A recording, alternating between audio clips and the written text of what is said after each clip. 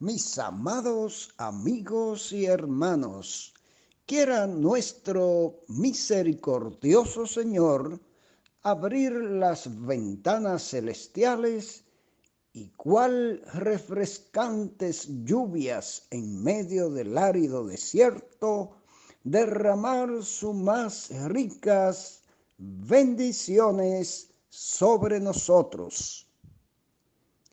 Una vez más, les agradecemos su grata compañía para compartir con nosotros estos breves minutos de saludable alimento para el alma, rica nutrición para la mente y fresco refrigerio para el espíritu.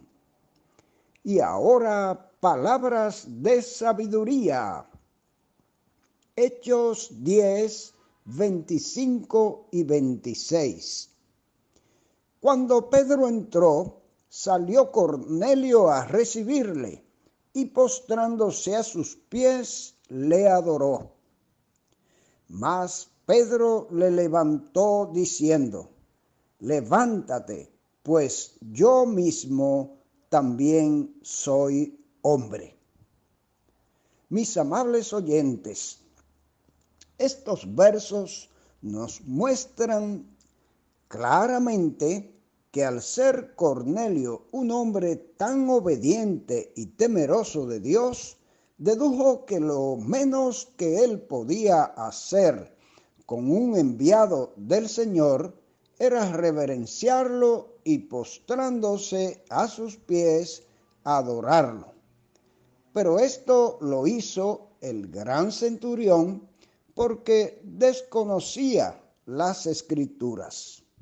Cornelio se postró delante de Pedro porque no sabía que, contrario a lo que él pensó, la Biblia enseña que uno de los pecados más abominables delante de Dios es la idolatría. El primero y el segundo mandamientos de la ley de Dios prohíben rotundamente la reverencia y adoración de cualquier objeto, de cualquier ser creado o imagen de estos, según Éxodo 20, del 1 al 6. El Señor Jesús reprendió a Satanás en el desierto cuando fue llevado allí para ser tentado y le dijo, según Mateo 4:10, al Señor tu Dios adorarás y a Él solo servirás. Apocalipsis 19:10 nos enseña que tampoco a los ángeles se le puede adorar y que ellos rechazan cualquier tipo de reverencia y adoración. Cuánta pena sentimos en el corazón al saber que tantos millones de dominicanos y de personas en el mundo adoran e idolatran a la Virgen María, a San Pedro y a otros santos o supuestos santos más. Además, les rinden reverencia y gesto de adoración a hombres pecadores, siendo tan pecadores los que lo hacen como los que lo permiten. Todo esto por la tanta ignorancia de lo que dicen las Sagradas Escrituras. Todo eso porque en lugar de escudriñar y pedir orientación acerca de lo que enseña la palabra de Dios, el enemigo les ha cegado el entendimiento para que prefieran seguir las tradiciones y los mandamientos de hombres. Ni María, ni Pedro, ni ninguno de los apóstoles permitieron que se les reverenciaran o adoraran jamás. Pero tampoco nunca se les inclinaron ante ninguna imagen, ni adoraron ningún otro ser que no fuera al único, sabio, santo, omnipotente, soberano y trino Dios, creador y sustentador de todas las cosas. De igual manera, Cornelio, después de ser orientado por Pedro acerca de la verdad y luego de recibir el Espíritu Santo, jamás se postró delante de algún hombre, ser o cosa creada. Solo adoró como todo redimido, todo hijo de Dios, todo sellado por el Espíritu Santo, solo adora al único Dios verdadero. Escuchemos qué más nos dice Matthew Henry en sus atinados comentarios traducidos y adaptados al castellano por don Francisco Lacueva. Continuando con el tema La conversión de Cornelio, hoy parte 6, Hechos 10, 25 al 33.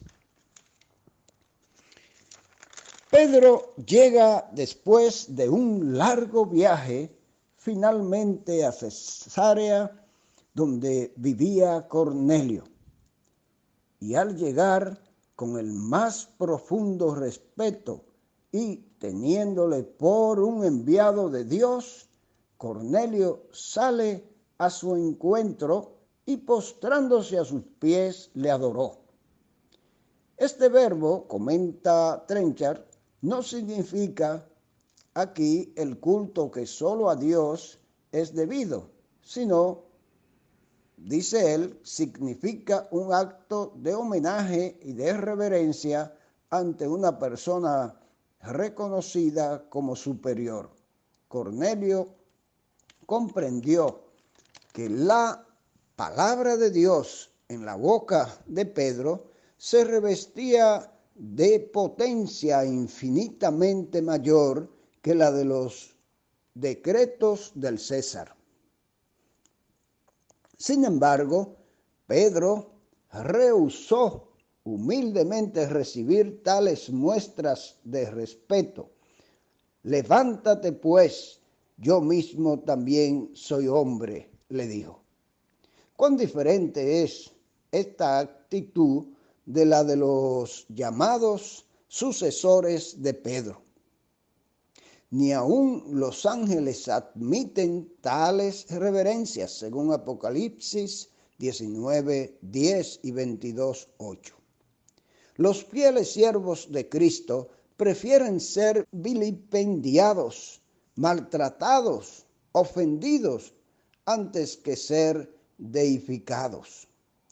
Que sepa Cornelio que Pedro es hombre como él, que el tesoro está en vasos de barro, para que así estime más el tesoro, atendiendo menos al vaso. La información que Pedro y Cornelio intercambiaron no solo entre sí, sino también con quienes les acompañaban de la mano de Dios que les había juntado. Y conversando con él entró, dice la palabra, según verso 27.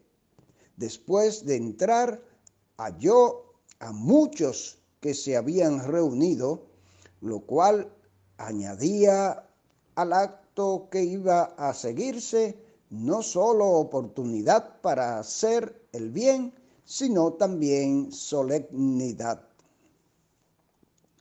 Pedro declara la instrucción que Dios le ha dado de venir y acercarse a estos gentiles. Ellos mismos sabían que era cosa abominable para un judío juntarse o acercarse a un extranjero.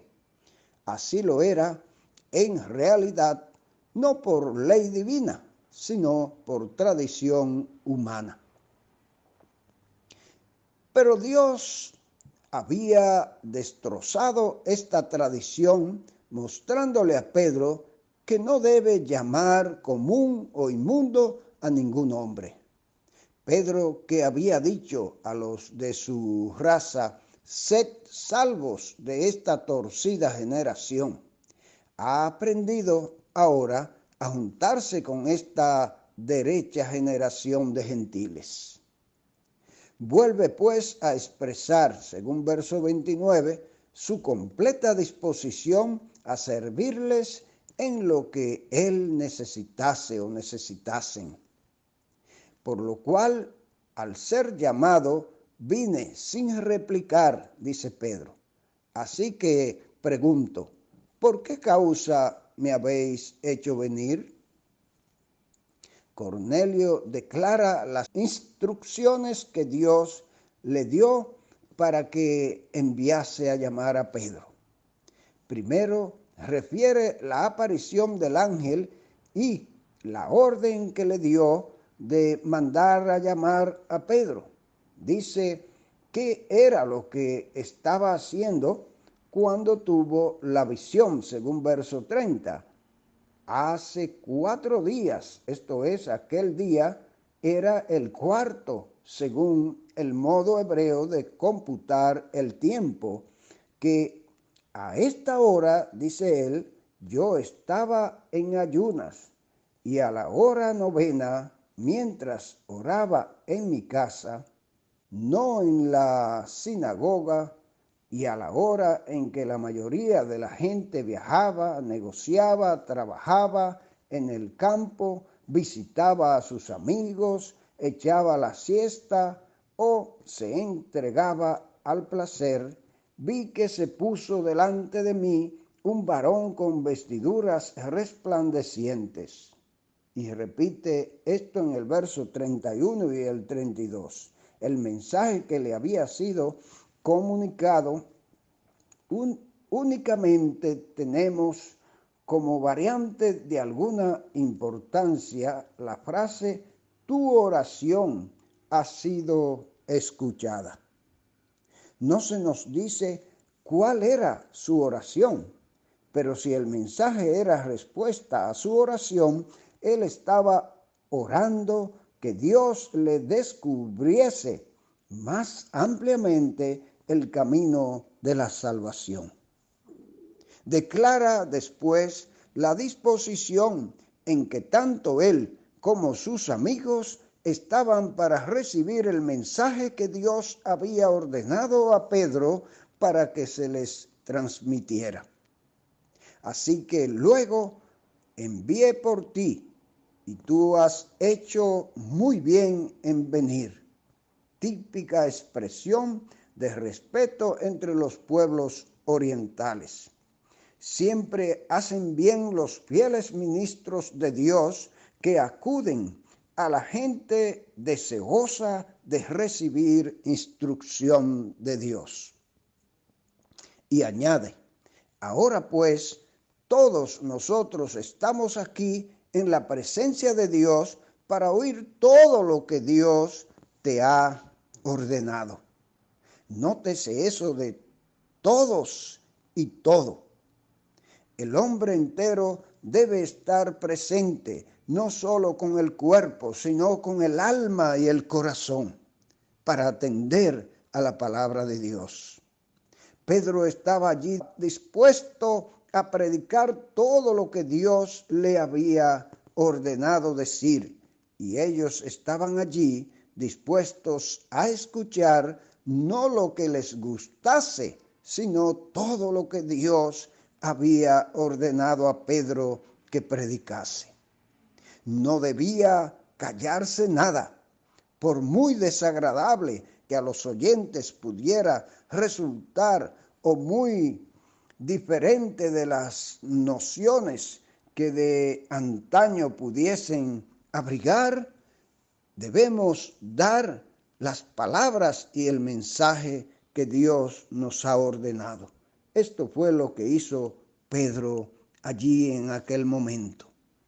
Ojalá, mis amados amigos y hermanos, que estemos siempre dispuestos a escuchar la voz de Dios, sea directamente leyendo su palabra y pidiendo iluminación para conocer la verdad que Dios quiere transmitirnos, o escuchar a algún ministro que Dios use bajo la guía del Espíritu Santo para decirnos el mensaje. En este momento Dios está hablando a tu corazón. ¿Por qué no presta atención y te humilla y doblega la rodilla ante el único a quien debemos adorar? Que Dios te bendiga y te ayude a hacerlo.